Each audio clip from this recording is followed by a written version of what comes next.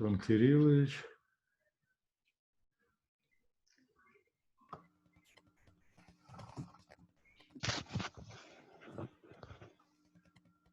Добрый день. Так, сейчас я...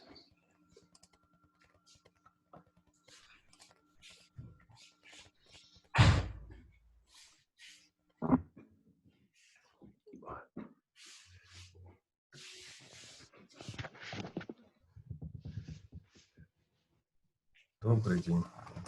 Добрый день. Добрый.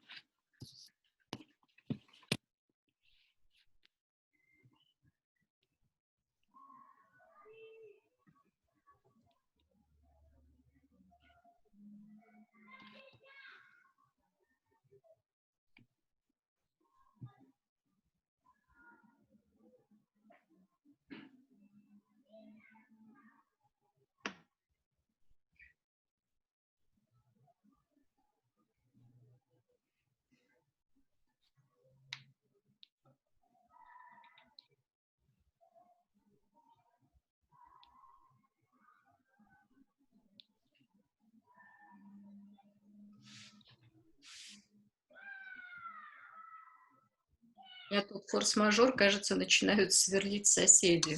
Я пытаюсь с микрофоном решить эту проблему.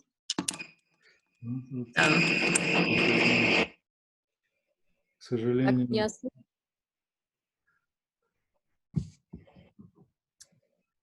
Это будет ужас.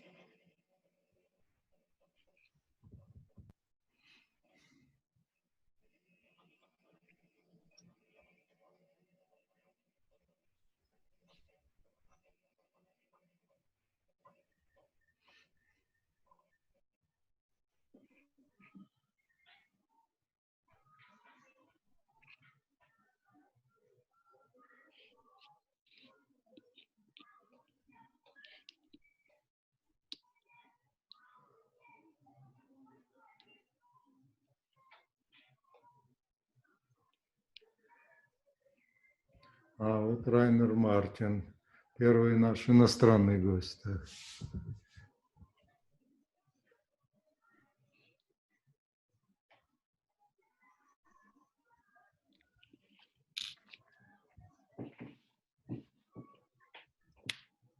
Кто такой Светлана Зет, кто-нибудь знает?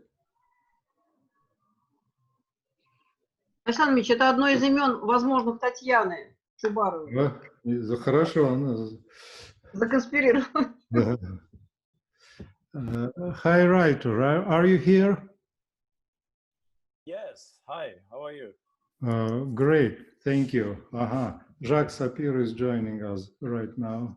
So nice to hear you and nice to see you. Nice to see you too. Yeah, thank you.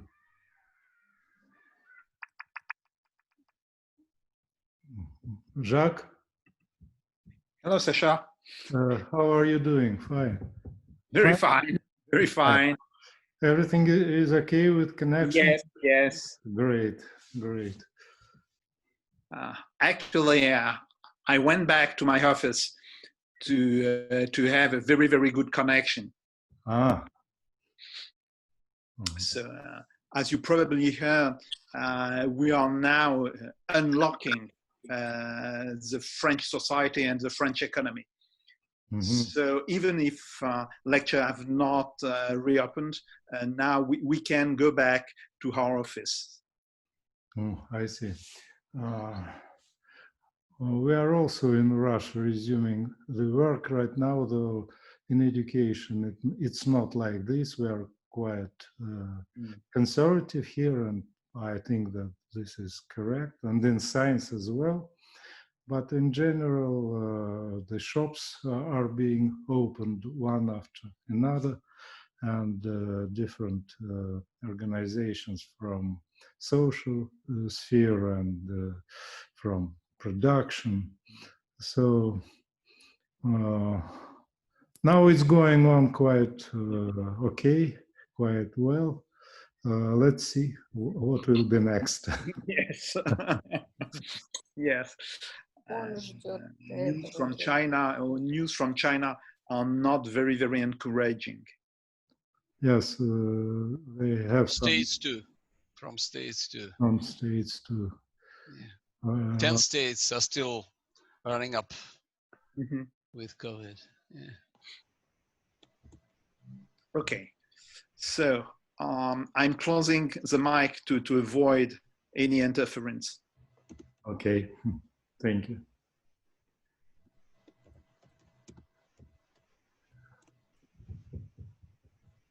People are joining us right now, so probably we'll wait a little bit and then we'll start our seminar.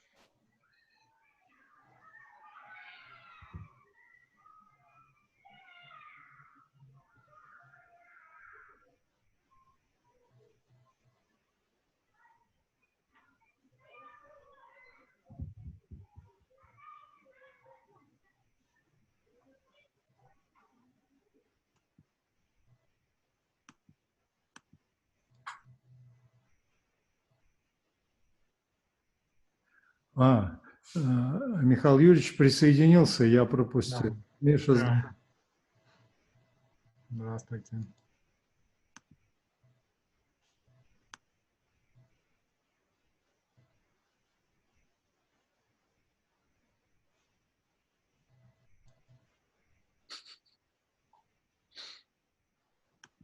Антон Кириллович Моисеев. Здравствуйте, Антон.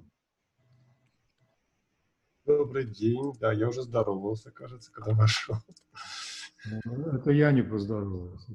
Да.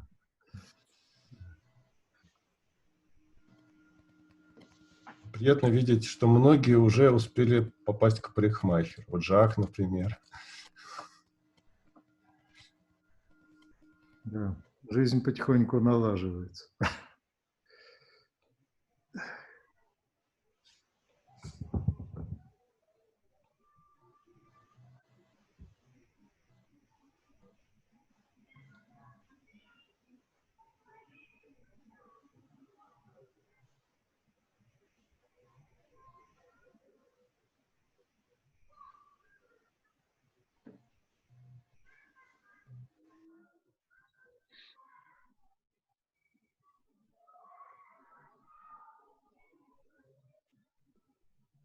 Jacques, what's the weather in France? Is it hot? Well, no, actually not. We have in Paris a mild weather. You know, it rained a bit. It's not very hot. Actually, we went with Beatrice from the end of Wednesday up to the end of Sunday for some days in Corsica. Well, then the weather was absolutely gorgeous. And yes. And how did you travel there? By plane? By plane. Well, it was quite costly, but it was very, very nice to do so. So we could go to the beach, swim a bit. No, it was very nice. Uh-huh. And did you keep social distancing? Yes. Well, by the way, there is no many people. You know, the tourist industry has not recovered again, and well, it's a problem for Corsica because tourism is making up between 30-35% of the local GDP. So without tourists, Corsica is badly hit. And when do they hope to open the season, or have they opened it, but it's still well, not? They have open restaurant, hotel, bars, but there are still very, very few people. Now, we hope that people from Northern Europe, you know, Sweden, Denmark, Germany, could come because they usually come in June. But when we left on Sunday, there were only 3 or 4 planes landing at Calvi a day, when in season you have between 20 to 25 planes a day landing, you know. And by the way, the cost of air transportation is just horrendous, and this is discouraging a lot of people. Even the boat, you know, even if you want to take the boat from Toulon or Marseille to go to Corsica, they raised the price by nearly 100%. So Yes, it's twice yes. as good right now. Yes. Yeah. Uh-huh. And this is a very important problem for the tourist industry in Corsica. Mm-hmm. Am I right that Jamie has joined us? Jamie, hi. Добрый день, добрый вечер, доброе утро. Hi, nice to see you. Good to see you all. What's going on in your country? Say again? What's going on in your country? Nothing that you want to hear about. It's a grim scene. We're beginning to get another wave of hospitalizations. It's rising, at least in certain parts of the country. And of course, the country is completely embroiled in the quite justified protests over the police violence, which are still ongoing. Although I think the pace of the protests may have diminished a bit in the last few days. But we're in a combination of an epidemiological and political crisis. Right. Okay, dear colleagues, it's 10 minutes past 6 in Moscow, 6 p.m. in Moscow right now. So I think it's time to begin. We are 23 at our seminar, and I believe that our colleagues will continue joining us. Today we have 2 main speakers. In fact, they have a joint report. They are Vyacheslav Veniaminovich Lokosov and Marina Petrovna Pistlakova-Parker, and they are going to tell us about the social consequences of pandemic in modern Russia. And before giving floor to them, I would like to inform you about our future plans for June. We have 2 more seminars next Tuesday on June 23rd and on June 30. And we have 2 distinguished speakers. One is Mikhail Chernysh, who is the first deputy director of the Federal Center for Sociology, which was a couple of years ago set up, embracing different institutions, including main institutes of the Russian Academy of Science working in this area. And he also will follow up on the problem we begin today. He is going to speak on the problem of inequality. I believe this is something especially interesting for Jamie, who is working in this field as well. But as far as I understand, they are going to speak from sociological point of view. And on June 30,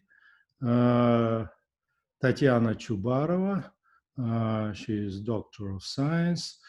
She works with Institute of Economics of the Russian Academy of Sciences, and at the same time she is our professor at Moscow School of Economics. She's going to tell us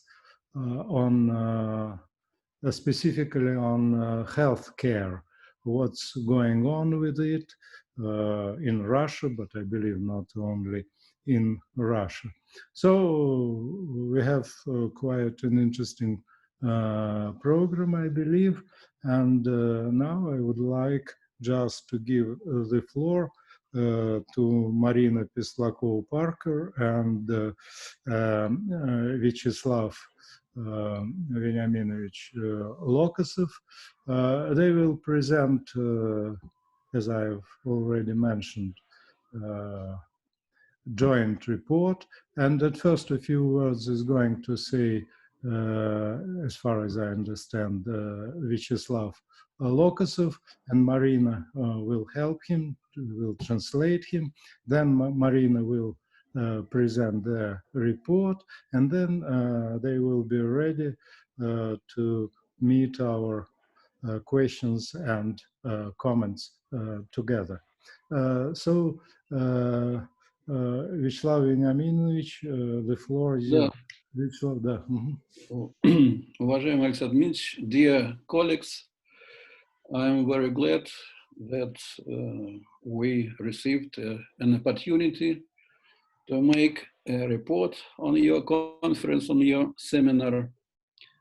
Most of us are economists, moreover macroeconomists, but the consequences and challenges of COVID is so much, and they made effort on every family, and so we, as sociologists, decided to speak about social consequences of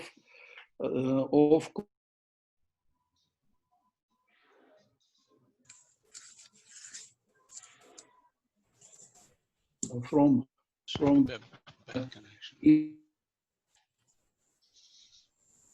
the Problems. economic no connect. Есть связь? Circuit spur. У вас задержки очень большие. Yeah.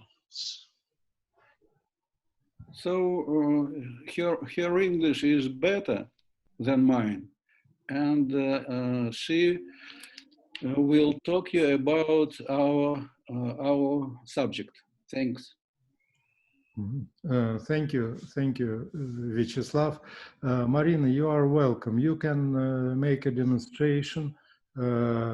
Denis, please let Marina make a demonstration. It's all done. Okay, so I share screen.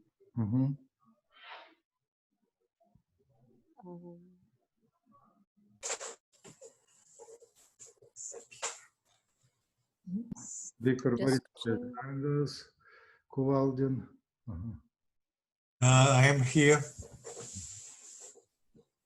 So, dear friends, let's switch off our microphones so that there are no interferences.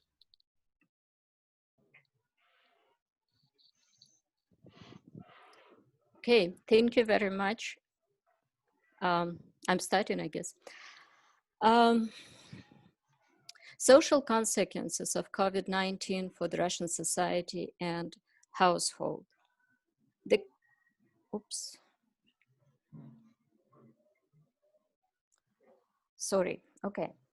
COVID-19 pandemic had a significant impact on the population of our country. At all levels, society as a whole, at the level of individual households, as well as at the individual level. Despite modern and progressive methods of combating COVID-19, many questions about its origin, aftermath, and the adequacy of the government officials' actions remain open. We often hear the phrase that the world after COVID-19 will be different, but the image of this future world is quite foggy. The ideas about the future range from establishing a digital dictatorship to building a new, more just and more humane society. Probably the real picture is, as usual, somewhere in between. In our presentation, we start with the fact that changes, actually significant changes, are taking place, but today it is difficult to imagine them in a full scope. It is clear that changes affect the main social spheres: employment, labor market, healthcare, education, and value systems. But the magnitude of these consequences may be estimated quite widely. Secondly, the social consequences are twofold, positive and negative. It is hard to predict in what direction this balance will change, although the estimates of most experts are far from being optimistic. We believe the most important phenomenon for the Russian population among the social consequences of COVID-19 is the term self-isolation. And not so much in isolation as in the prefix self. We believe that a pandemic experience will lead to gaining self-organization skills, increasing social activity by large groups of people, which is clearly lacking in an average post-Soviet person. And in this perspective, we will try to build the content of our presentation. There are actually some positive effects of this period. Overcoming the first level of fear of the pandemic and beginning to adapt to new conditions, revisiting values, health, relationships with loved ones, leisure. According to this survey conducted by the Boston Consulting Group and Romir in May 2020 with 1,200 respondents, if in April 65% of respondents believed that the worst is yet to come, in May there were already less than a half such pessimists, 47%. People are less and less concerned about the virus, more and more about work and finances, noted in the presentation of the results of the study. Forbes, quoting the survey, said Russian consumers believe that a pandemic will change their daily lifestyle and habits. Up to half of respondents after isolation plan to spend more time with their families, more often cook at home and play sports. Effects at the level of households may be listed as following: depletion, decline in income due to rising unemployment, extra vulnerability of certain types of households, single mothers and fathers, families with elderly, with people with special needs, household changes, gender roles, conflict, increase in domestic violence. The main negative social consequences at the society level include an increase in unemployment, poverty, which is directly related to a decrease in population's income and living standards. The direction of the trends is clear, but the scale is not. For example, pandemic-related unemployment rates are estimated at between 2.5 and 8 million people. According to Rosstat, in April, the number of unemployed in Russia, including unregistered, amounted to 4.3 million people, 23% more than in March. And the Russian Confederation of Labor in early June estimated the number of unemployed at the 8 million people. Under the restrictive measures introduced to combat the pandemic, the Ministry of Labor allowed an increase in the number of unemployed in the country up to 6 million. Head of Accounting Chamber, Alexei Kudrin, also said that unemployment in Russia could jump to 7-8%, in the worst scenario, up to 10%, that will affect from 6 to 9 million people. Every second working person may lose her or his job and part of income. 50% are exposed to the risks of losing a job, reduction or delay in salary, as well as forced leave. Almost 35 million of employed are at risk, including 63% of workers in the most affected sectors, where almost 1 in 3 workers in Russia is currently employed. 51% of workers with unstable employment, which include 30.5% of workers, and every 5th self-employed.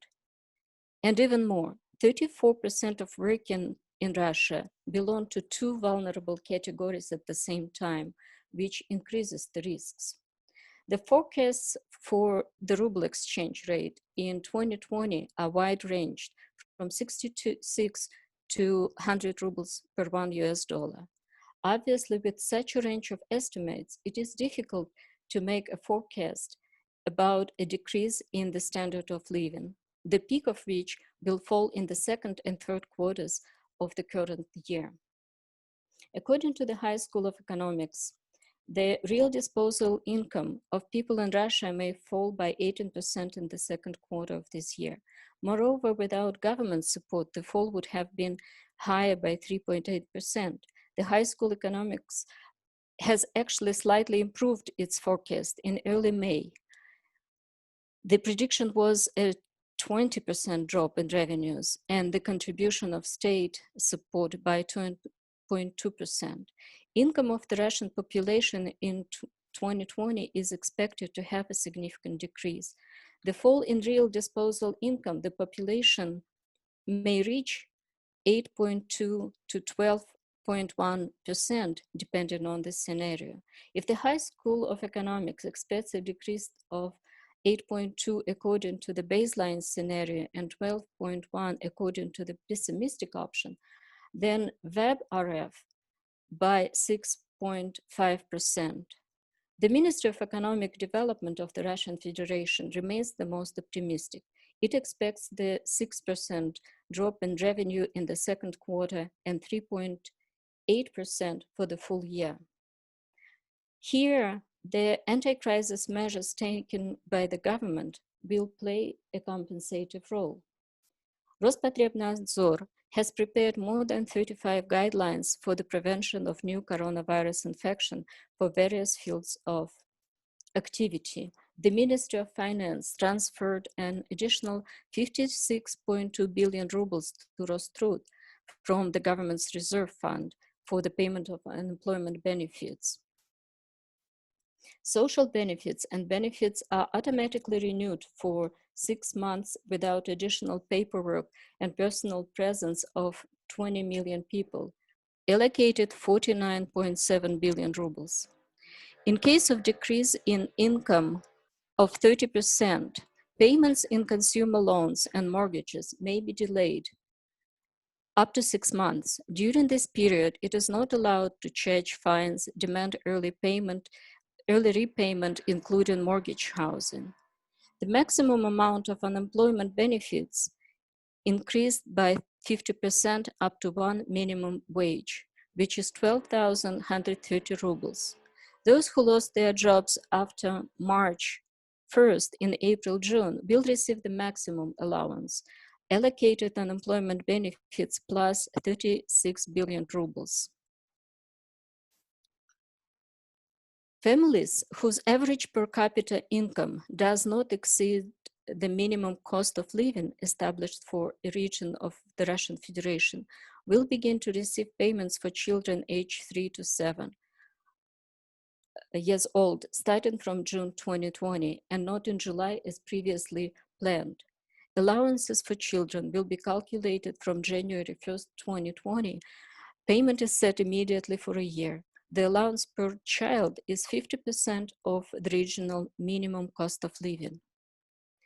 Adaptive abilities of the population in Russia who have been forced to get used to new living conditions during over the past 30 years play an important role in overcoming the negative consequences in the labor market. Over the past 6 years, most of the population have been accustomed to lowering their income levels. The ability to survive has become a feature of the Russian mentality. We are not saying that it is should be so.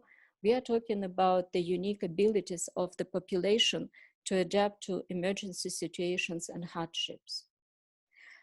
Academician Alexander Dmitrievich Nikipelov recently has stated in the interview, there is no doubt that the pandemic provides a powerful impulse for the development of remote forms of interaction.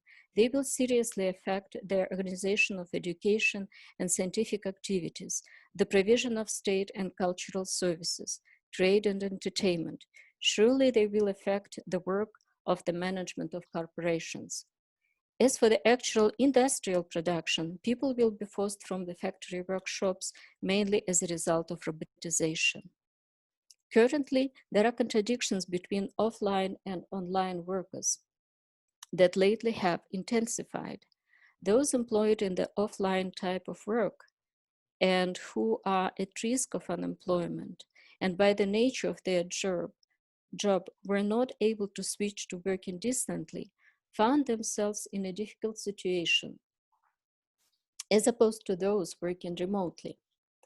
According to an online survey conducted by RusWest, 39% of 499 people lost their jobs. 9% went to work with lower salary, 8 part-time, 4 at risk of being fired, 2% increased their salary, and for 46% of respondents, there were no changes. The share of people working remotely increased in Russia from March to April this year from 2 to 16%, according to VCIOM. And due to the level of computer skills, this transition was painless. We identify special negative consequences for the most socially vulnerable groups as single mothers, large families, families who have members with special needs, and some others. Unstable employment in Russia covers more than 60% of employees of companies that hire people informally, without an employment contract, for instance, and or have unstable employment conditions that manifest through a monthly wage below the minimum standard of living, unofficial, partially or fully wage payments, deviating from normal working hours, reduction of wages, change in working hours at the initiative of the employer. The most vulnerable are self-employed and individual entrepreneurs, workers in affected sectors, transport, communications, trade, services, food, sports, tourism, education, science, and culture, entertainment, and some others. In general, the Russian labor market, if there is no second wave of COVID-19, can recover by the end of the year.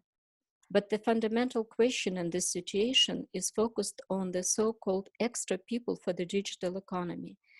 Expert estimations range from the upcoming mass ousting of people from the labor market to full employment. The second approach, focusing on the self-sufficiency of the economy, is consistent with the concept of its reindustrialization or new industrialization, which is gaining popularity both in our country and abroad.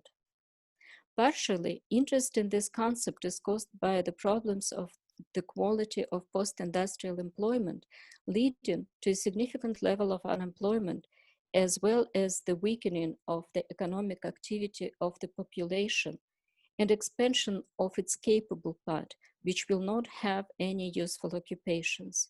Cessation or suspension of work connected to the pandemic has a different effect on employment at industrial enterprises and service companies. The structure of economies already began to change during the quarantine period towards industry and agriculture.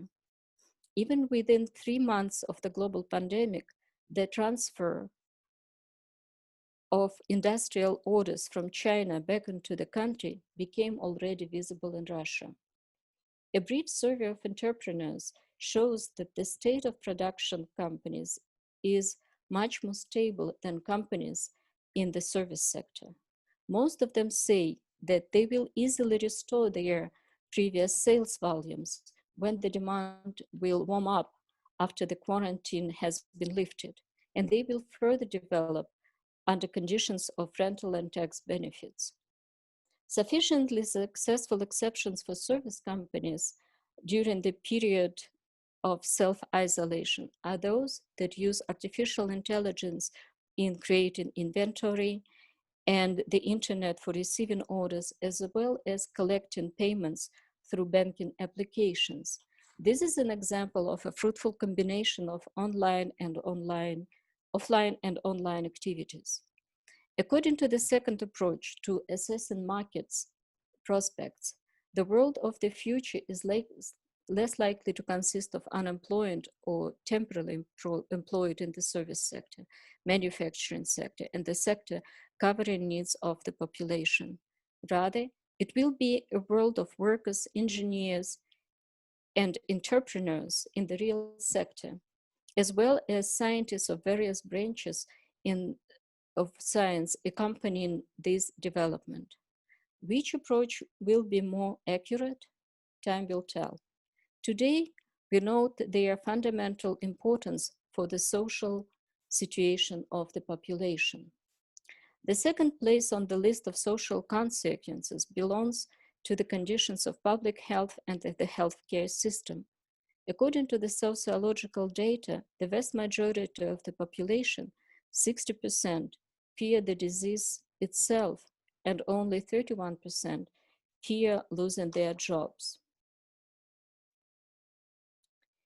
According to PSYOM, respondents think that coronavirus is more dangerous than seasonal flu. Every second person thinks so, 58%.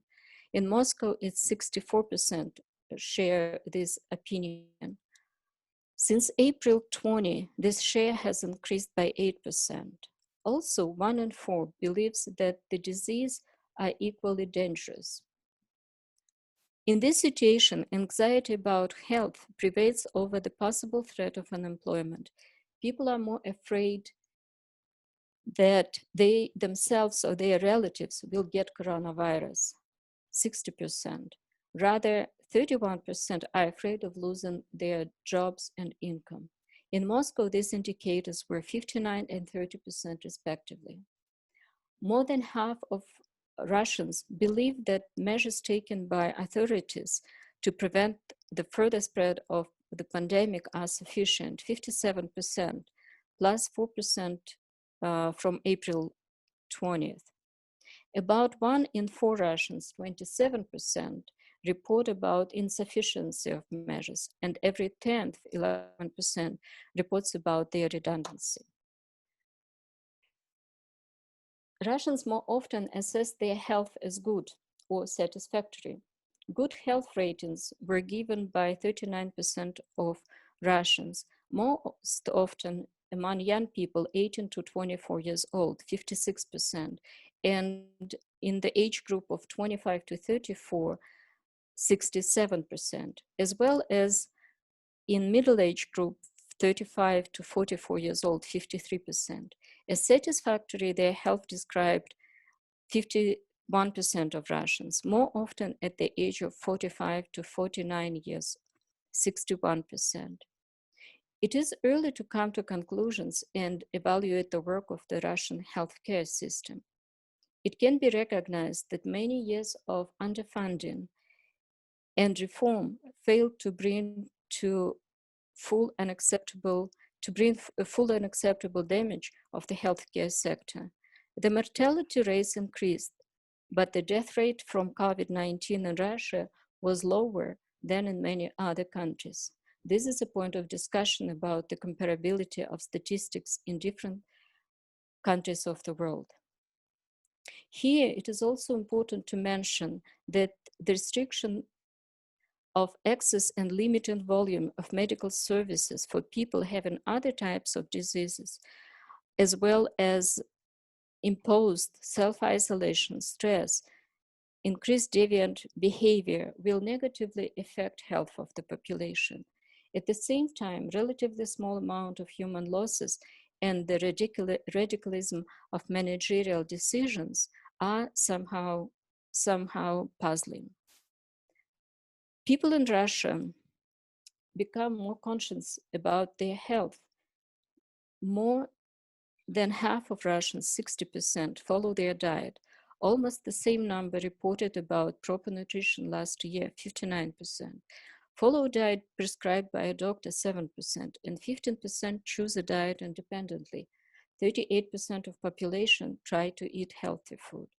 Also, every fifth, 21%, reports eating without any restrictions with no health problems, while 70% say that they eat what they can afford. When choosing food products, people are guided primarily by its price, 52%. The quality of products, 49%. The freshness, 46%.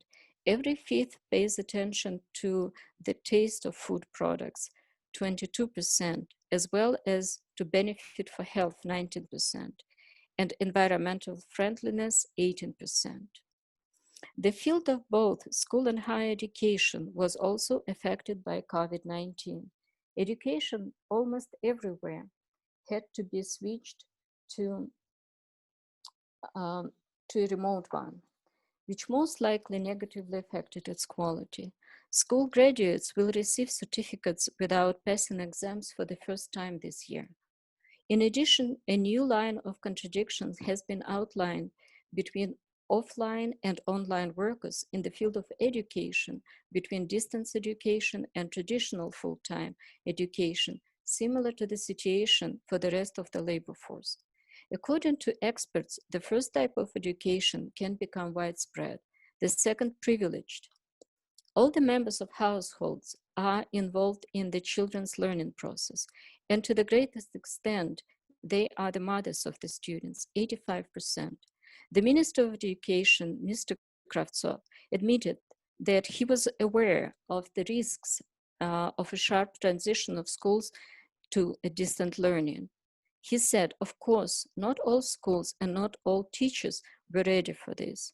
For many families, this turned out to be a shock, but this difficult decision has significantly reduced the risks of infecting children, teachers, and their families.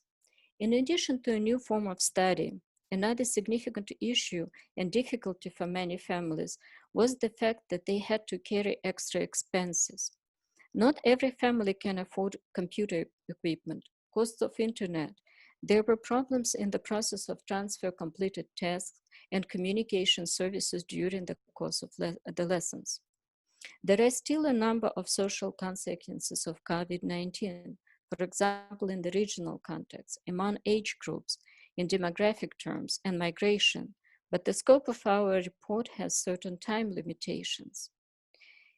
It is clear that the social consequences of the pandemic led to a greater inequality, possible discrimination of large groups of people, both according to commonly used criteria, income level, gender, social protection, and new ones, access to online work, full-time education. There is a risk of working slavery for employees forced to work remotely during the quarantine period. It happens as a framework of normal working day disappears. Employers demand being in touch 24/7, working with an uncertain time frame. The tasks may be not clearly identified. It also raises the dependence on digital world. However, COVID-19 is not the cause of these negative trends. It's only the catalyst. It is not coincidence that only 6% of Russians consider the pandemic to be a global danger. We can only hope that the pandemic will assist in bringing about some constructive changes by highlighting the shortcomings of the existing labor market, healthcare, education system.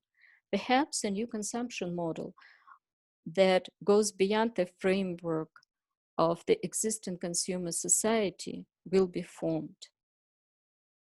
There is a decrease in consumer demand by about 90% of the categories of products and services, and this is more than any other emerging markets. This is according to the research by Boston Consulting Group and Romir.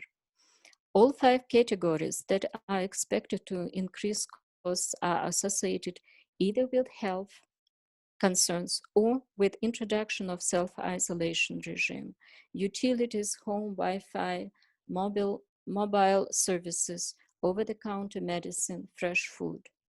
The most predictably affected categories relate to travel and entertainment, leisure and entertainment, spas, restaurants, cinemas. Consumers choose home delivery and online video services. According to the analytics from the analytical center NAFI, the financial safety pillow, if one exists, will last for 63 days for an average Russian. And a reduction in consumption, which in turn will slow down the restoration of economic growth, will be the main mechanism for adapting to the situation. In conditions of self-isolation, a unique system of forming value priorities and emotions were tested. These conditions were not comfortable, but rather discomforting, causing stress, insecurity for the majority of population. Again, according to the research by Boston Consulting Group and Raumir, the level of uncertainty among population is staying rather high due to fears concerning both health conditions as well as financial conditions. 84% of respondents think that economic situation will either go worse or at least will not get better in the nearest months. 75% expect economic recession as a result of COVID-19. 62% have a feeling of financial vulnerability or experience financial difficulties. 6% believe the world is in the state of the great danger due to pandemic. During the quarantine, there has been an increase in the tendency towards a separated life of people. The conditions were created for the total individualization of everyday life. Pressure of isolation forced people to seek an interest in rumors, unverified information, and conspiracy.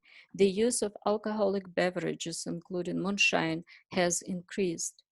It partially also changed relationships in the family. According to the study conducted by NAFI Analytical Center with support of Google and the Council of Eurasia Women's Forum, 71% of Russians share the opinion that the main purpose of a woman to be a mother and a good housewife. The vast majority of women, 89%, believe that a man should provide for a family, and only 45% agree with the statement that a woman should provide for herself. Although the majority of married Russians, 55%, say that the most important decisions in their families are made jointly by a husband and a wife, in almost a third of families, 29%, these decisions were made only by a man, only 15% by a woman. A third of Russians, 32%, believe that a woman should choose between a career and a family. And this point of view is more common among those who have children. This data from gender studies conducted by ESESP confirm these dynamics and these figures. Some positive changes at the household level also happened during the pandemic. Revision of domestic work, including more gender balance, building a new level of relationship within households. 51% of respondents will now cook at home more often than before pandemic, spend more time with their families, 49%, more often work in parks and outdoors, 43%, do more sports, 37%, and 29% decided to go visit friends and invite friends home. During the pandemic of self-isolation, during the period of self-isolation, the daily use of internet in everyday life has increased significantly. People who are not typical internet users, like older people and people who are usually far from the digital world, also actively have begun joining the forces of internet users. This phenomenon helped in accelerating the transition to online forms of communication of all categories of population. Such intensification in online life for people who are social by nature may also cause some psychological discomfort, fear, and feeling of insecurity.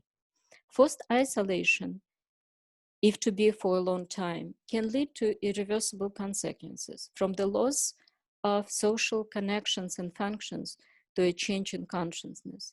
The emotional pressure was accompanied by a decrease in confidence and trust in the actions of authorities. The combination of a decline in trust, negative emotions, and separation is a potential factor for growth of social activities among population, including social protest. The growth of inequality and discrimination creates social tension. As a result, COVID-19 and the 3-month regime of self-isolation can be considered as a contributing factor to self-organization of the population, perhaps a factor for its consolidation, and not necessarily under the flag of semi-official ideology. Unprecedented measures of digital control over the population were tested during the pandemic in order to strengthen control over value priorities and social behavior. Digital tracking of contacts through signals from mobile phones using a special application or through mobile operators can significantly help in quarantine exit strategy. This type of controlling systems were used in Singapore, South Korea, and Taiwan. They allow quickly find and isolate those who interacted with an infected person. Digital passes for citizens traveling by personal or public transport during the quarantine period were introduced in the regions and the capital of Russia. And in addition, control over the movements of citizens was monitored by tracking operations with bank cards. However, the targeted use of control over the movement of citizens during the pandemic may have another side. The social problems of using controlling IT systems for carrying out a complex of restrictive measures are alarming regarding their observance of citizens' rights and freedoms. Since the personal data encrypted in the QR codes of these applications, there is a risk of how this information would be used in the future after the end of quarantine measures. Since the general quarantine may be replaced by a regime in which, upon returning to regular life, the authorities will be aware of each person's step. From the manuals that became available to the media from different levels of government, we learned about hypothetical measures of controlling the movement of citizens. It means not only patrolling, but also use of video cameras on roads, at building entrances and transportation, use of mobile application with the social monitoring, geolocation, a QR code, a unique ID for moving around the city, using data from mobile services and banks. All of these are used for identification of persons' movements outside the area of residence. None of the described above seems to be a fantasy. These digital control tools are already at the disposal of the state, and their use is regulated only by a limited number of legal restrictions, obstacles and technical capabilities for data processing. The state took advantage of the pandemic and tested the possibilities of digital control, which can lead to the violation of personal rights and boundaries in favor of the state. The increase in the time spent on the internet during the period of self-isolation provides owners of the internet networks with a significant opportunities to promote their products and services among users.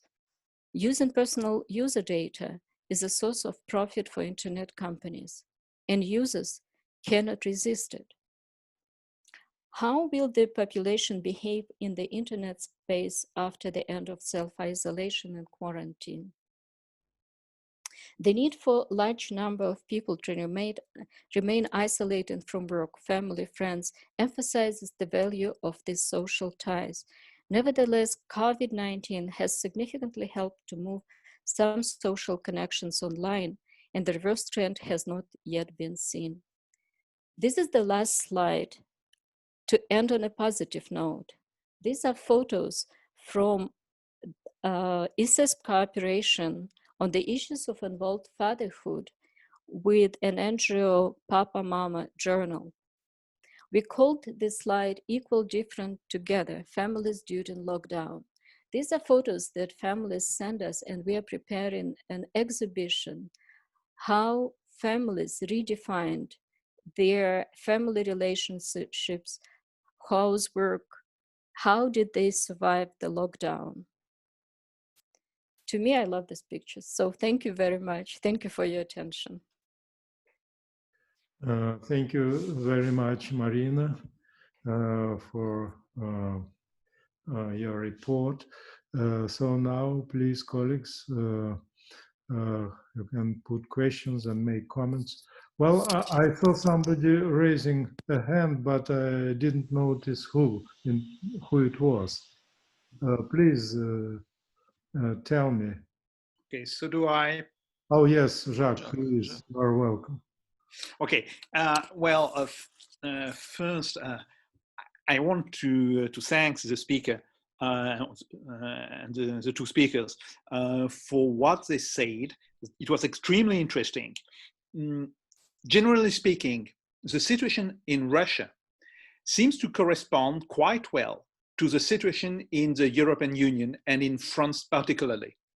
I was stricken by the fact that we have in France roughly the same numbers for a different of things.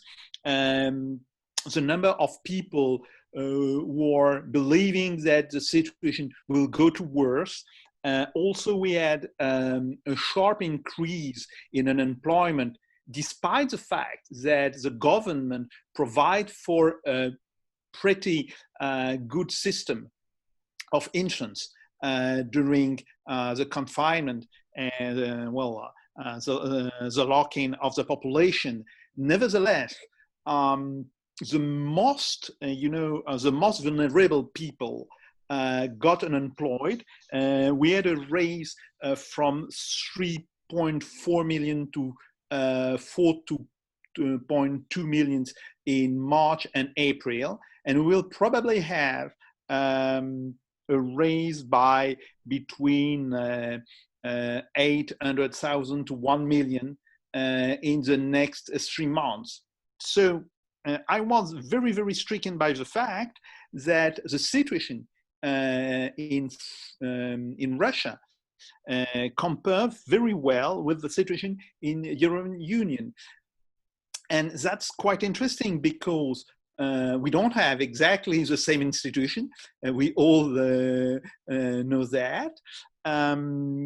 We have also a quite different, a quite different situation in households, different tradition. Nevertheless, also in France, we have a sharp increase in violence in households. We don't have general data, but in hotline dedicated to household violence and child abuse, the number of calls have increased by 3 to 5 times under the lock-in of the population, which is very, very impressive. A last point, I see also a strong parallelism in the fact that people were very, very pessimistic till the time that the unlocking of the population, the deconfinement began.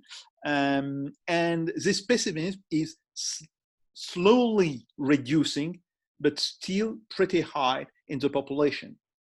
So I think that one conclusion we could make is the fact that there will be no return to normal, at least for the next 18 months or the next 2 years. And it's also quite interesting to know that the saving ratio jumped both in Russia and in France. In France, it jumped from more or less 16% of incomes to 23% of incomes. And it seems to be still now very, very high. All data which are collected either in polls or in spatial inquiries done by the INSEE, the French Goscomstat, are showing that households are more and more inclined to save and less inclined to spend, even if in the first 2 weeks of unlocking, there have been a jump in expenditure, but now this jump in expenditure is receding too. Thank you, Jacques, for your very interesting comment. Yes. May I add something? Yes, please do. I thank you very much. I agree with you that it is interesting that the situation is very similar. We didn't have time, for example, to comment on domestic violence in Russia, but domestic violence in Russia is no different from the rest of the world. We also see the increase that is reported by non-governmental organizations. And knowing the nature of this phenomena, it is clear that in self-isolation and lockdown, domestic violence will continue being increased. And also we can predict that the cycle of violence that is launched during the lockdown, it will continue the escalation of interpersonal violence in the future. So this is one of the trends that I know that it's globally, every country sees that. And unfortunately, Russia is no different here as well. Thank you. Okay. Please, colleagues, you are welcome to make more comments and put questions.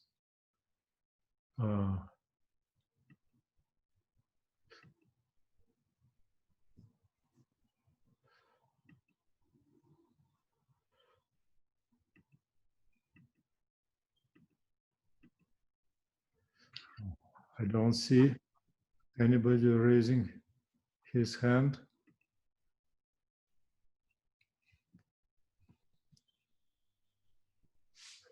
Victor Boris Kovaldin, you are welcome.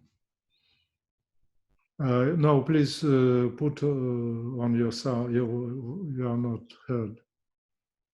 Now it's okay? Yes, it's okay.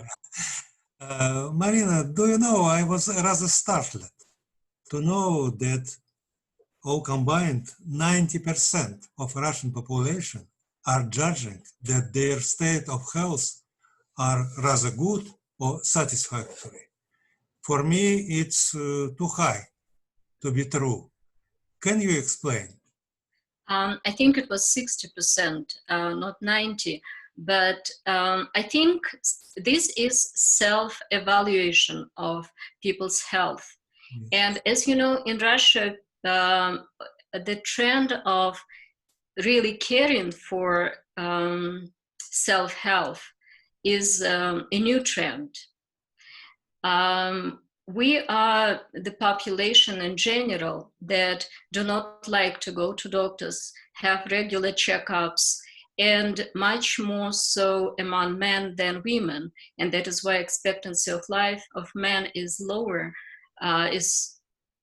lower than women's. So I think the pandemic also will bring some change here. People will start, as we can see, people started already paying more attention to the health and also to the consequences of, threat of the virus and consequences to the behavior. So my explanation, and maybe Professor Lokosov will help me here. My explanation is that because it is self-reflection, we overestimate the quality of our health often, and especially among men, because the trend of masculinity, you know, to be a real man is not to care for your health, just overcoming any difficulty. And here is a threat to actually men's health, because usually, you know, men do not like to go to doctors and admit any problems with their health. Yes. Yes, Marina, no, I suppose there is another explanation to some extent.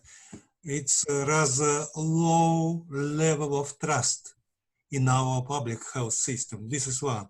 And second, can we return to this slide because I have the feeling that there were two numbers, 59 and 31.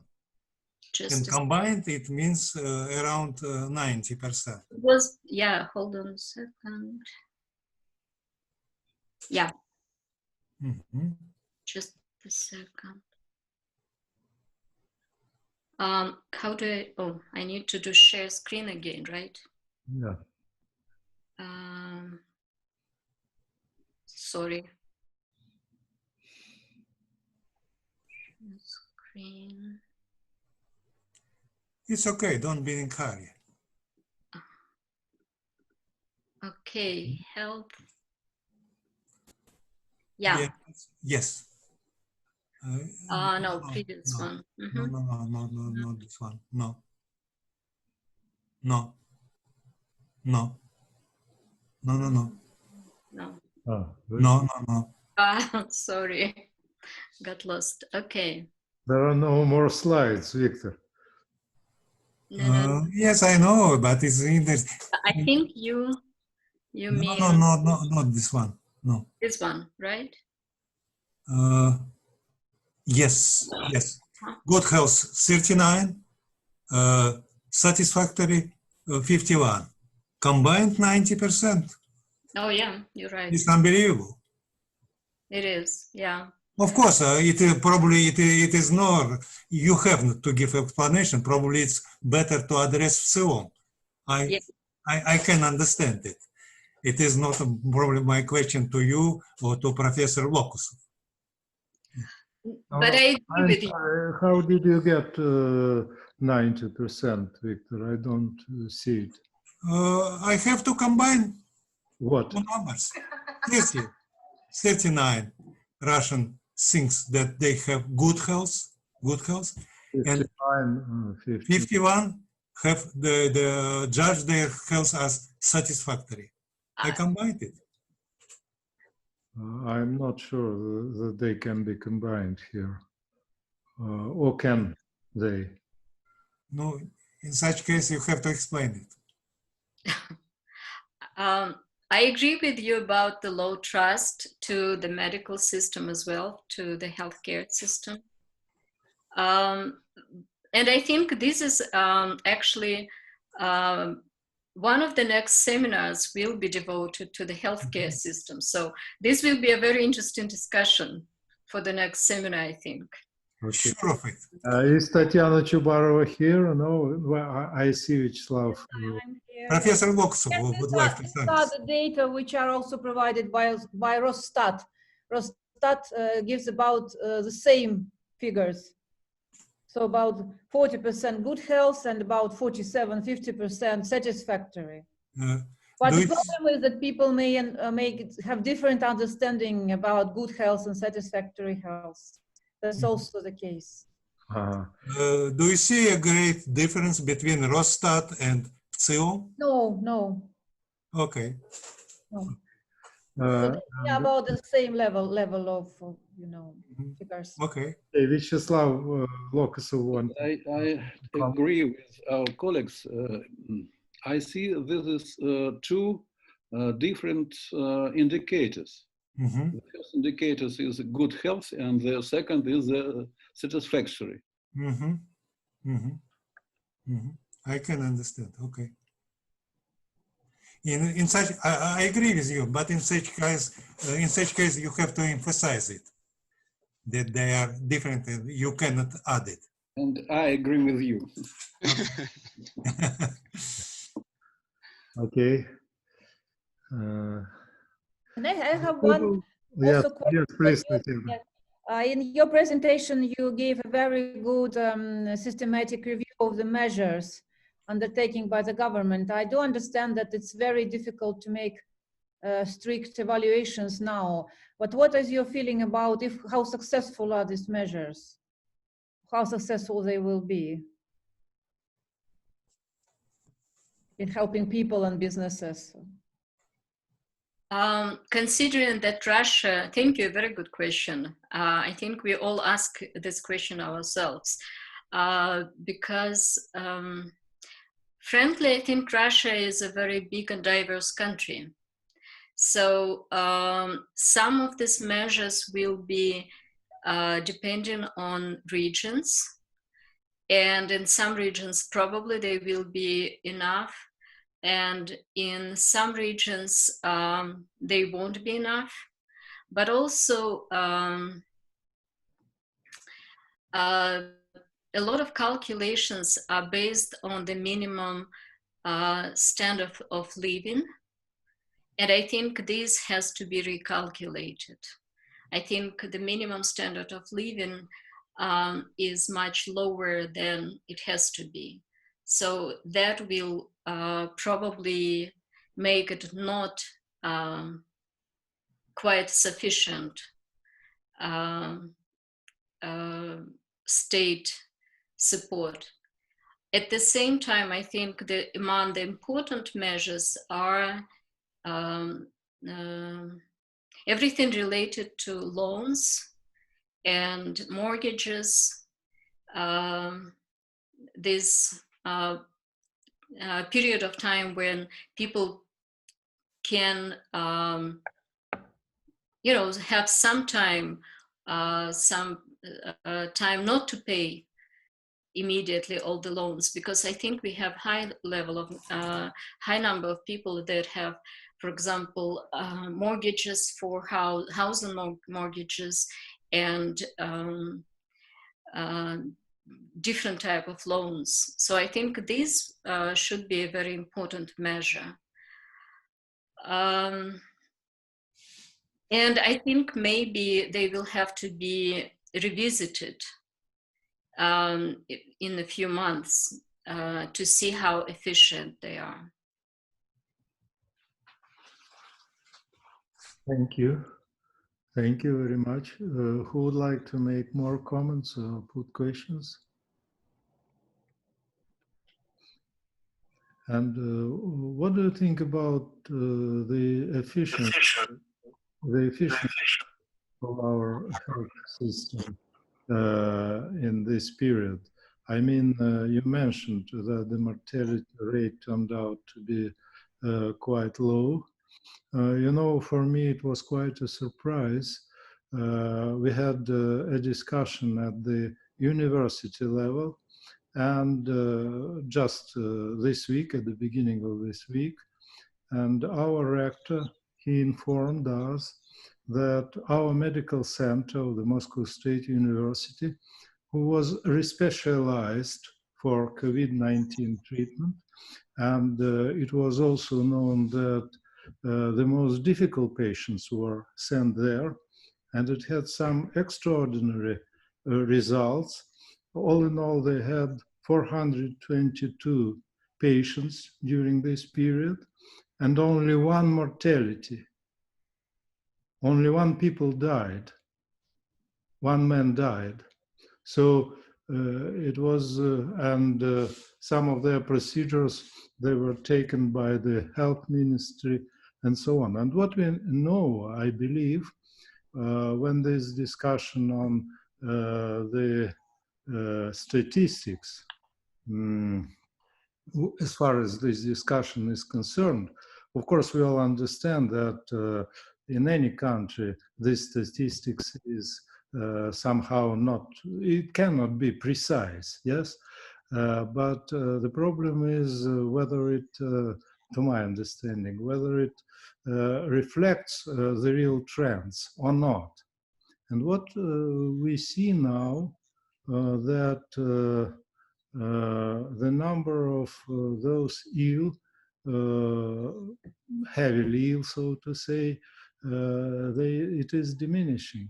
And the number of beds in the hospitals which are devoted to their treatment is being diminished.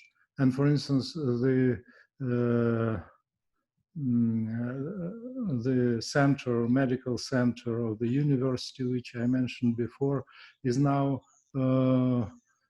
ceasing the COVID-19 treatment and returns to its normal operation.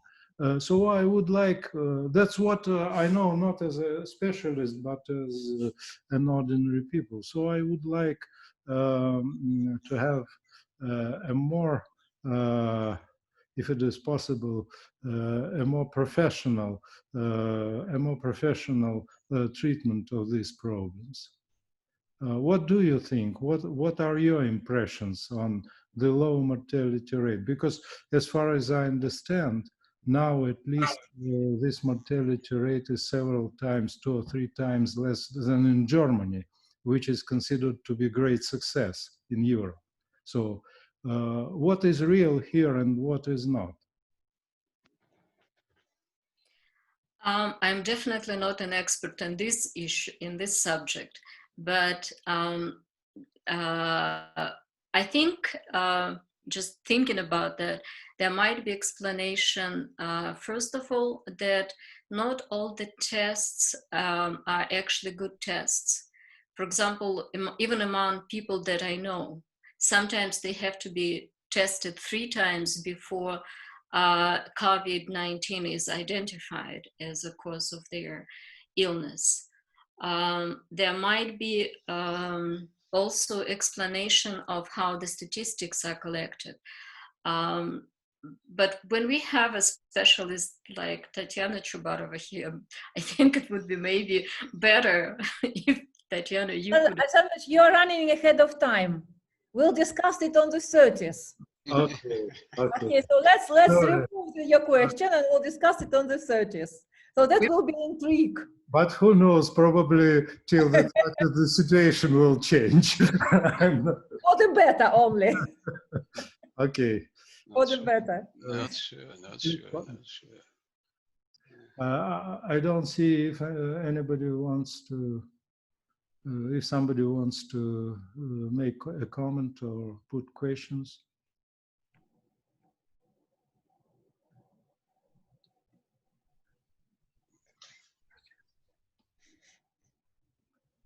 Jamie, what's the situation in the United States in this respect? I know that you were saying about it in your presentation, but right now, what are the changes and how important is the impact of all those cases of unrest in your country? Does it influence significantly the infection of people or not? It's somewhat difficult to parse at the present moment, but in part because the administration, the effective policies with respect to the pandemic were devolved to the state level. So there is a great deal of difference. I mean, which is true also in Europe, as it's different policies in different countries. As a general observation, though, I think one can say that the efforts to lock down the community in order to break the spread of the pandemic were only partially effective, and that they have been relaxed under an enormous amount of both political and economic pressure. Economic pressure because effectively you were looking at the non-viability of a whole range of industries which have been temporarily bailed out and which are under strong putting strong pressure on the government to relax the restrictions on their activities, and politically also because the incumbent politicians are facing an election in November, and they wanted to see a recovery of the economy. The result of this is a general acceptance of an increased rate of infections, which is now appears to be happening. The increase is not very large because the response of the public to the reopening measures has not been all that great. That is to say, people are not flooding back into indoor environments. They're not going to bars and restaurants, and at least not in large numbers. So that the revival of the infection rate is so far concentrated on those communities that can't avoid being exposed. So you have people, for example, meatpacking plants and other work environments which have been were unhealthy all the way along, continue to be places where where people are exposed. So we're seeing that. Another thing I'd like to mention, and I think this is probably will come as a really grim observation from the standpoint of people who are accustomed to public health services, is that there is at least some reason to believe that the fee-for-service nature of American medicine has had a very distorting effect on the kinds of treatments that people are offered. So we're beginning to, I think, to understand that there were far too many people put on ventilators.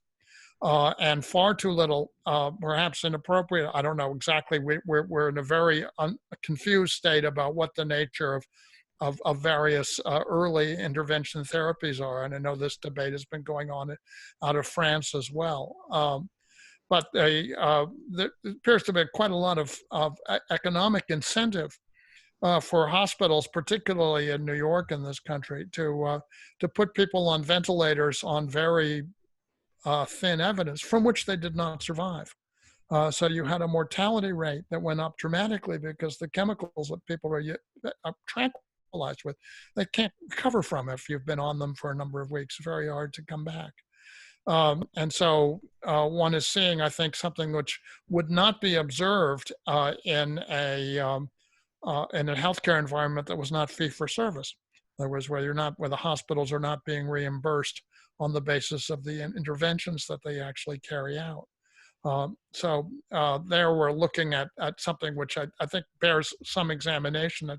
Exactly the extent of it is not entirely clear, but it's you can see the ways in which once people start behaving like economists, or for that matter, like businesses, that the incentives get distorted. And I was observed earlier on in this discussion, there were modeling exercises, one of them conducted at my university, in which the overall degree of tolerable infection was calculated as a function of the hospital capacity, which, since you can double the number of hospital beds in a few days, is a crazy thing to do. It's okay, we have 3,000 beds, so that's how many serious infections we can tolerate. In fact, in my area, we scarcely had 100 people hospitalized at any given time. But making the calculations in those terms is not conducive to having a strategy which is geared toward actually suppressing the virus. And so we're very far from being able to do what Hong Kong has done, what China's done, what happened in Taiwan, what the Koreans did, and mobilize the population to bring the epidemic under effective control. And as a result, we're in a very uncertain situation here now. How far it will go up again, who knows? It's certainly going up in Texas, where I am. Other parts of the country, maybe it's still coming down. Thank you. Thank you so much for your comment. Very interesting. And by the way, I would like to ask you about the consequences of that social unrest, which has widespread in your country. How will it influence the future social relations upon your estimate? Well, this is very hard to assess right now. My impression is that there's very broad support for the protests against police violence, against racism. For the general, we have a record in this country, which is now the George Floyd murder was a very clear sort of dam-breaking episode as people became conscious of the extent to which the minority communities in this country, and particularly the African American community, view the police as an occupying force, and one which is very dangerous from their point of view, which is not the case, obviously, for white people.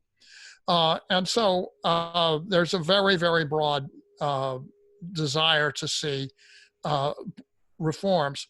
The difficulty is that the system is very decentralized, so that one is talking about reforms carried out at the municipal level or sometimes at the state level, but this is a very big country, and achieving things on a more coordinated basis would require an effective intervention by the federal government, which is absolutely on the other side of these questions at the moment. There's no even a strategy for moving the federal government to being an effective force for ending this kind of institutionalized racism in American policing practices. So we have a lot of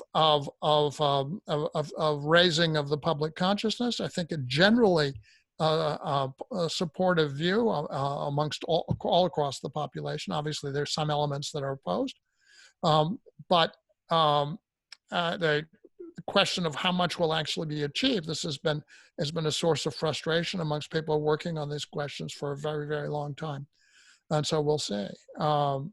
There's an interaction, of course, also between the protests and the pandemic, and let's say two things about that. One is it's unclear to the extent to which the massing of people in these protests has actually led to increased infections. We don't know that yet. So far as I can tell, since most of this is outdoors and people tend to have been, for the most part, quite well behaved about it, perhaps the extent of extra infections is not very large, but we'll see. Secondly, we're only in a very early stage for the reasons that you've been discussing here. People's, particularly a large part of the population has basically they've been flushed with cash because they haven't been buying anything. Their savings rates are way up. Their incomes were largely supported very haphazardly, but nevertheless in the aggregate quite substantially. So the savings rate in April was around 30% in this country. There's nothing to buy and incomes were still coming in. This is going to end over the summer. The unemployment insurance, the payroll protection, all these measures are likely to be phased out, while at the same time people are going to have these debts, their mortgages, their foreclosures, which have been deferred, will come back in. People who are not being able to pay their rent are going to face eviction proceedings.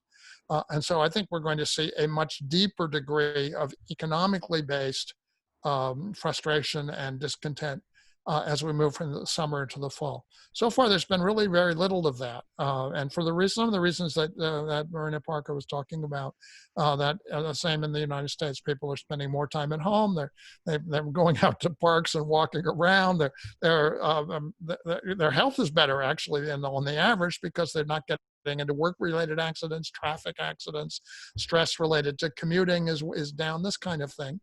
And so they're not going to the hospitals, which is another problem financially for the hospitals, since they're reimbursed fee for service. People are healthy, the hospitals go bankrupt.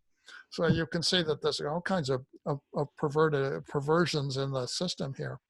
But the effect is people are going to be more stressed when their incomes fall short of what their debt obligations are. That's coming, I think, pretty clearly. It's just with a lag, 3 months, 4 months, 5 months. We'll see how things are in the late fall. Thank you so much. Yes, colleagues, you are welcome to make comments or put questions.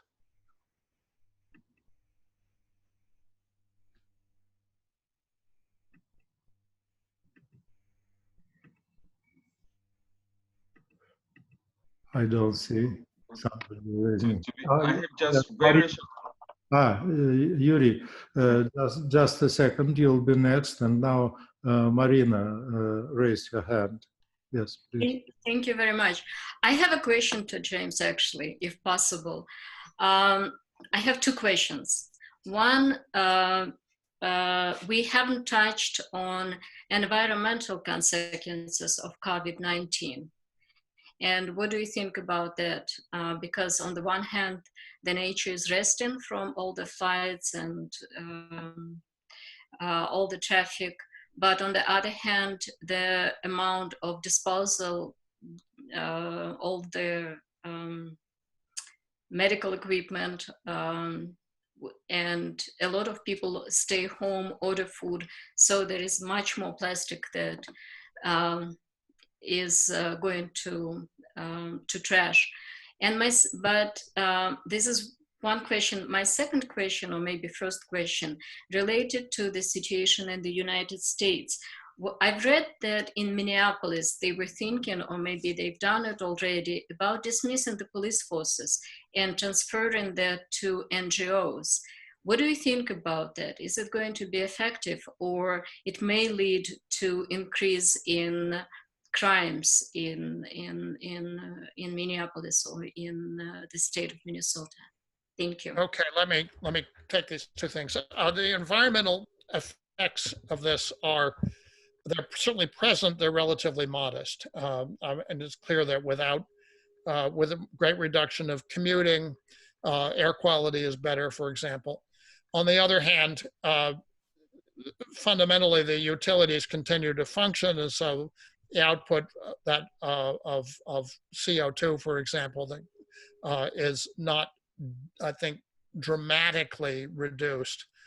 I think probably the use of packaging and these kinds of things is actually considerably down. I don't have any data on that, but given that people were not buying a great many things that they would ordinarily have been buying, I suspect that the general level of that sort of thing is much, landfill is, that's from an environmental standpoint, something which is just managed on the ordinary course of events.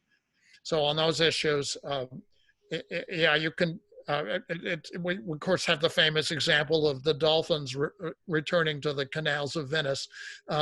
Unfortunately, we don't have very many cities with nice canals, so we don't have the same test here. In terms of the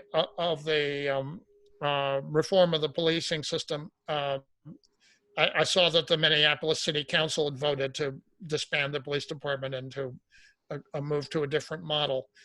It's unclear yet exactly what that means, because it's administrative reorganization.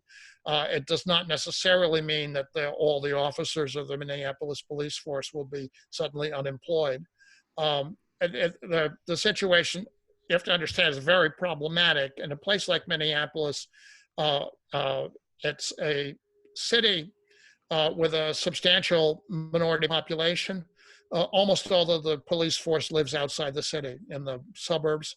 And so there's a tradition of a long-standing racialized tension in the city.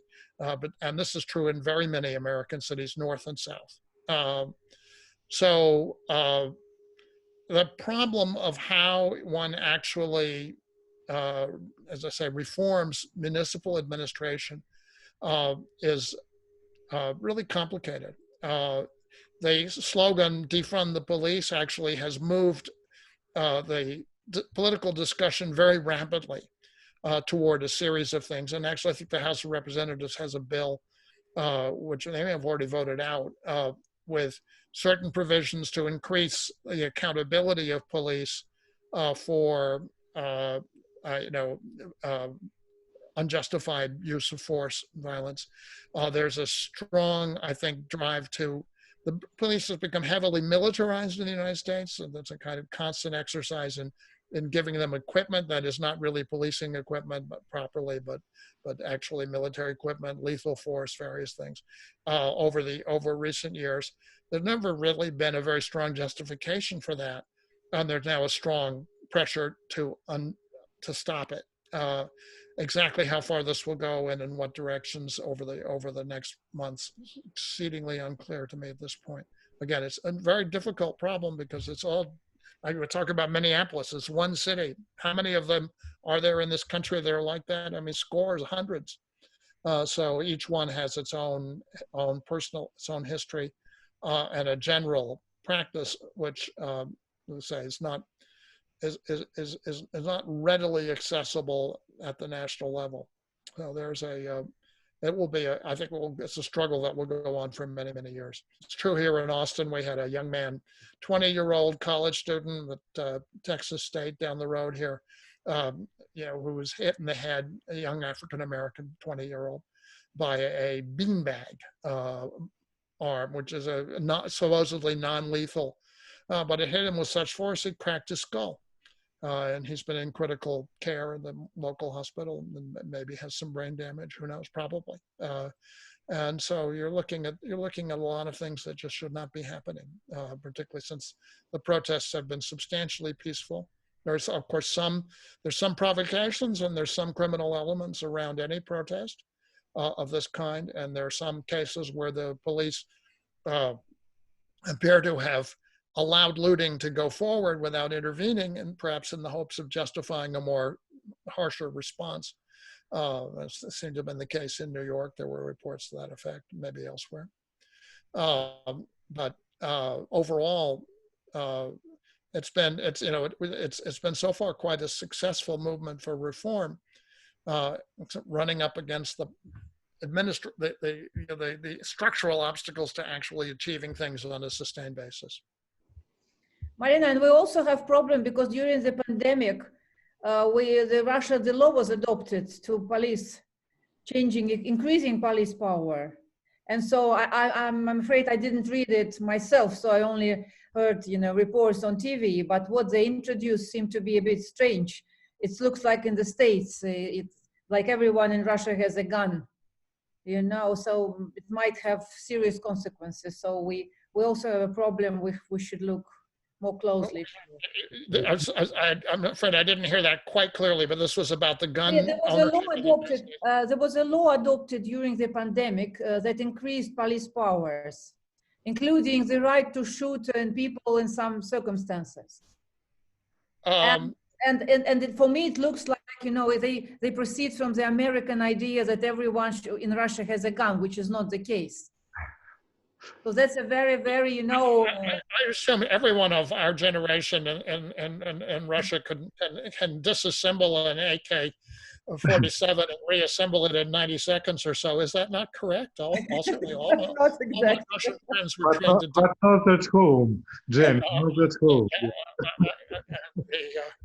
I'm sorry. Which is not true here, by the way. What we have are handguns and other things that you can easily conceal and use. I mean, it's obvious that the U.S. has a serious problem of gun violence. The numbers are on the order of 30,000 fatalities a year, of which a vast majority are suicides, and the remainder are, in a vast majority, domestic violence. It's a very serious problem. And there's an element of it which is obviously criminal assaults of various kinds. But that's where the heart of the issue is. In terms of actual authorization for the increased use of police violence, I haven't seen that, but the police have not in this country had any great need of extra authorizations to be violent, because they very often are. I mean, and this has been true all my life. I was tear gassed in Berkeley in 1967, so I go back quite a ways in the on the question of what happens when you come up against a police force. I'm out of that game now. I have to tell you, I've been leaving this to my children, who been actively engaged in Portland, Oregon, and here in Austin.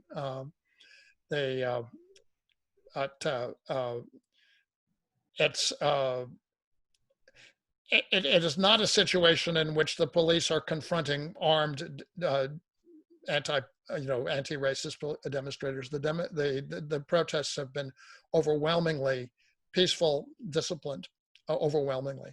And as a result, they've retained a lot of public sympathy as for that reason. Thank you. And Yuri wanted to make a comment or put a question. I don't know. Yuri Avsienko. Yes, Yuri Avsienko is one of our students who graduated from Moscow School of Economics, one of the first students to graduate from Moscow School of Economics. He is now working in Switzerland.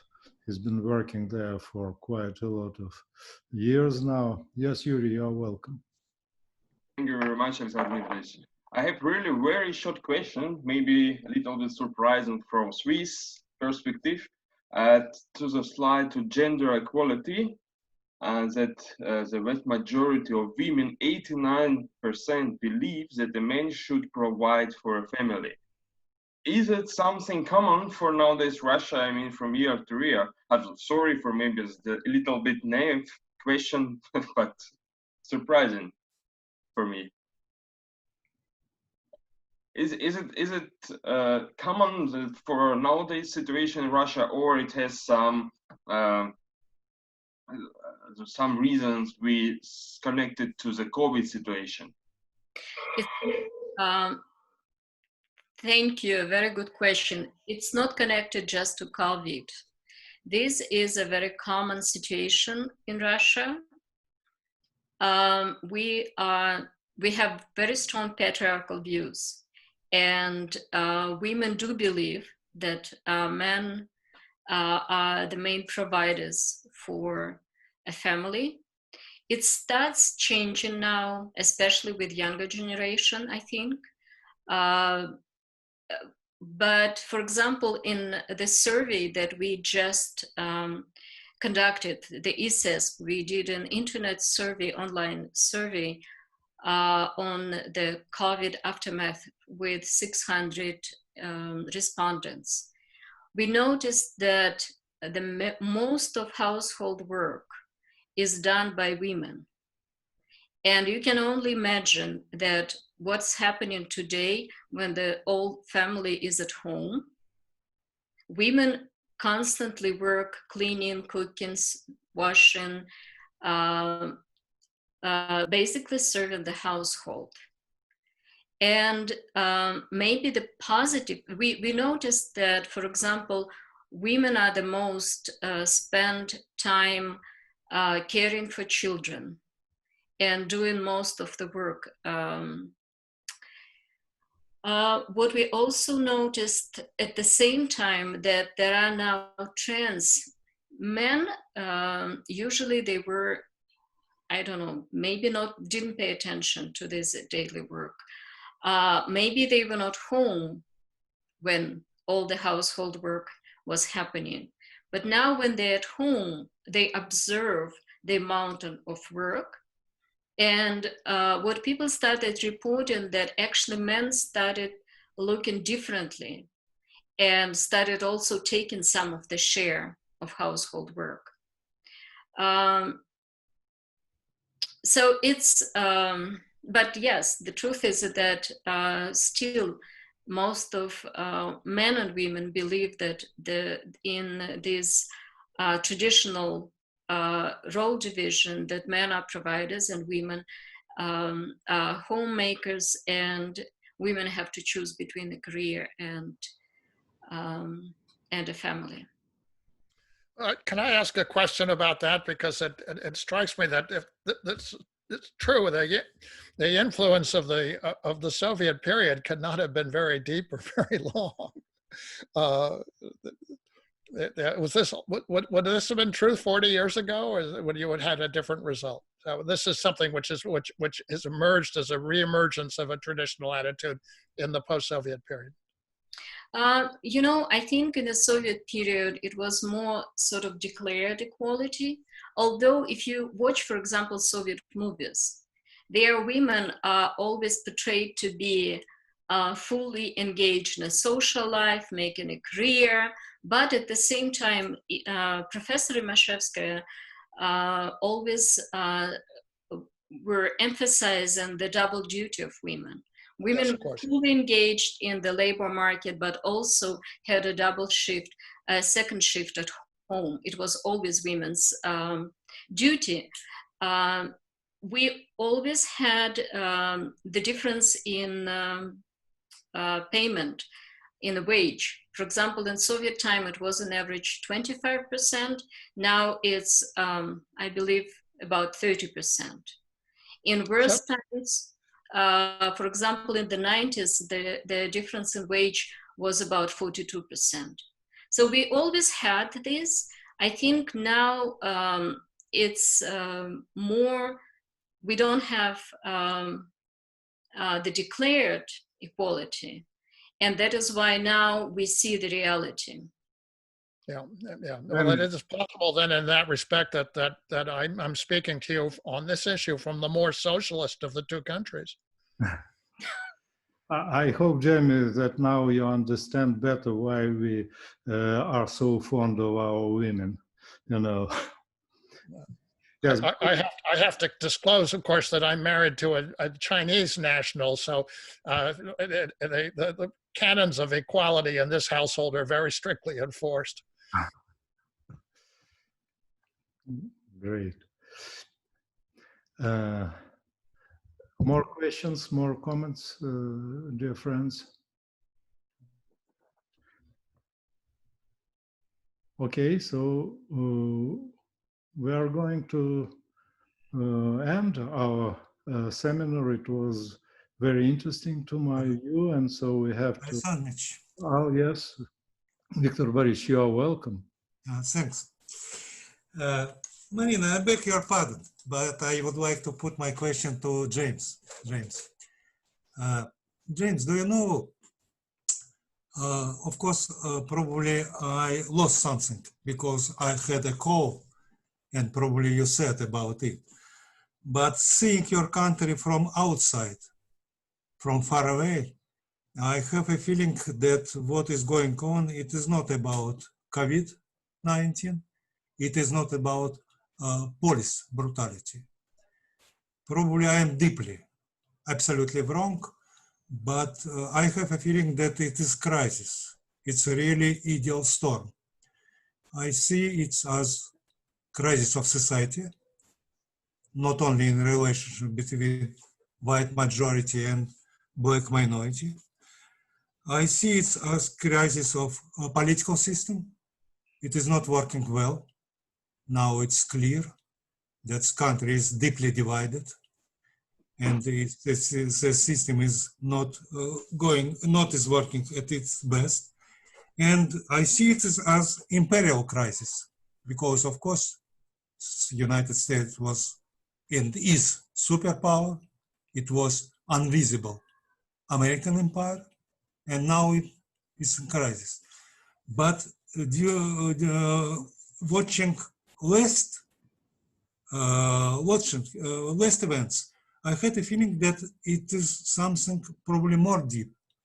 It is identity crisis. What it means to be American, because I see that for you and for us, Washington or Jefferson, of course, they figures of national pride. But how, probably, I repeat, probably I am deeply, absolutely wrong about it. But what is your assessment? What is your view? It's a very profound and important question. I don't think there's any doubt that the country is going through a period of crisis and that it's divided. The exact nature of the divide is not so terribly obvious to me. That it is not, I think, the case that the population of the United States is easily resolved into opposing camps at the broad popular level. I mean, I live in some so-called red state, deeply governed by conservative Republicans, and has been for 25 years.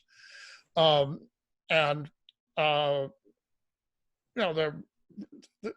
you don't have a feeling of enormous, let's say, social tension. What has emerged, and what has emerged actually throughout in this state, in Austin, Houston, Dallas, has been a good deal of solidarity across class lines. So it's not easily resolved as a kind of traditional splintering of the country into violently opposed factions. What I think is the crisis is a crisis of the way in which the country is run. What we have is a system which has deeply polarized the distribution of wealth and incomes, the geographical distribution of prosperity, and that has come to a head in a major way, in which we're seeing a number of manifestations of it. One of them is this, to say this, long-standing set of racially based grievances, which have been there for a long time. But another is what was a fairly successful, apparently successful period of recovery from the last financial crisis. It proved to be very brittle and very fragile. We were down 6 months ago, we had less than 4% unemployment. And we'd had that for some time with no significant inflation. And there was a general feeling of the country was fairly well at ease on that score, in spite of its deeply polarized view of the incumbent president.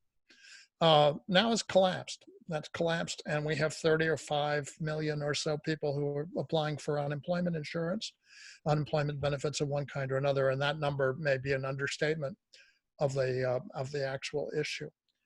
And so how this will build as an understanding of what needs to happen and where people will align themselves in the next months, I'm still unsure, honestly unsure. It's quite possible that people will be mobilized to become bitterly polarized against each other, against immigrants, against minorities, against anybody who can be kicked. That's certainly one possible route. And then another route is that there will be an increasing understanding, without necessarily the means of acting on it, that the whole larger economic system now needs to be reorganized. You can't put it back together in quite the same way that it was operating before, because it's based upon the credit-debtor relationships, which are not sustainable and can't be broken and can't be restored. Where this will go in that respect and which of these routes it will take, too early to tell. The last time didn't work out that well, but this time is different. Yes, I agree with you. It's a crisis. I'm not entirely sure that the way in which the crisis is analyzed from outside the country, which tends to be, I think, in a very oriented toward the more dramatic personalities and people at the elite level, corresponds to the way people feel about it actually as they go about their day-to-day lives inside the country.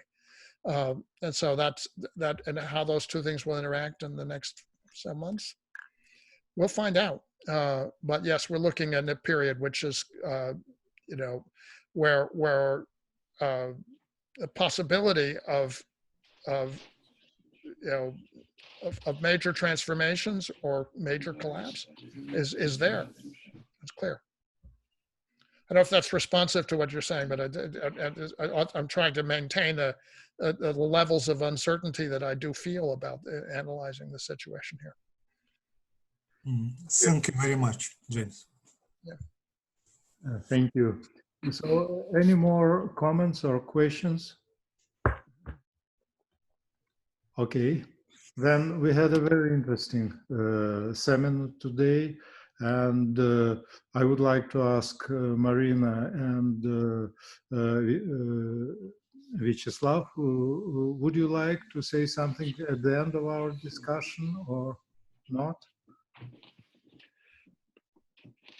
Okay, then I think that it's not only my feeling that we have to say thank you very much for very interesting discussion, very interesting contribution to this discussion, your report. And as I've already mentioned before, next time we'll continue this debate on social issues, in particular on the problems of inequality, how the situation in this field is being changed, or if it is, during this pandemic, and what's going on. Just will try to imagine what's going on to be in this field after the pandemic is over. And then the June 30 comes, and Tatiana will be ready to tell us everything about the current statistics and all the puzzles which we do have here, and a lot of more other aspects of the problem, I'm sure. So we have, I believe, an interesting program for the rest of June, and I would like to ask you not to leave our seminar till the end of June, and then I think that we'll have somehow to have a seminar just trying to summarize the results of all our discussions during these 3 years, beginning from April 4, that was the date of our first seminar, up to the end of June. So if nobody wants to say something, then I declare our seminar closed, and I would like to thank all of you for this discussion. Thank you so much. Спасибо большое. Thank you. Thank you so much. Thank you. Bye, and take care. Be healthy. Thank you. Stay well. See you next Tuesday. Bye. Bye. So I'm closing the conference. Bye.